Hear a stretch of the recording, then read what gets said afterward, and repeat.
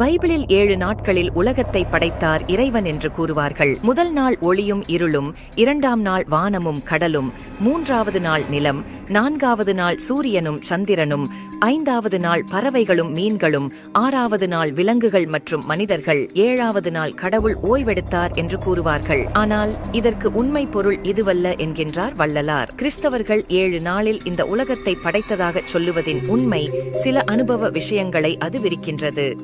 பொழுதில் அறுபத்தில் 7 பாகம் கலையில் முடிந்தது. மேற்படி கலைகளாவன பெண் பாகத்தில் 4, ஆண் பாகத்தில் 3ஆக 7, ஒவ்வொரு கலையில் தாது அணுவாய்ச் சேர்ந்து 7ஆவது கலையில் கரு சம்பூர்ணமாய்ச் சப்த தாதுவும் கூடிய பிண்டாகும். அதாவது பிருதிவி, அப்பு, தேயு, வாயு, ஆகாசம், பிரகிருதி, ஆன்மா என்ற 7ம் கூடிதான் ஒரு கரு உற்பத்தியாகின்றது.